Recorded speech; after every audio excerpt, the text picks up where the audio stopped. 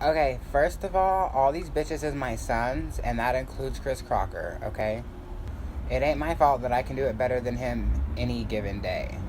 And he's obviously jealous of me, which explains why he's blocked me on Twitter, on Instagram, on Facebook, because obviously he's intimidated by me.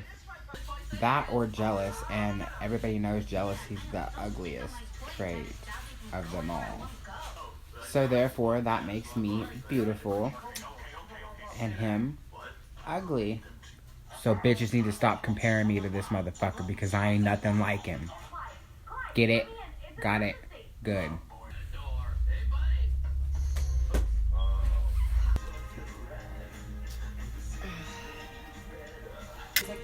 Just let that point be known, peeps.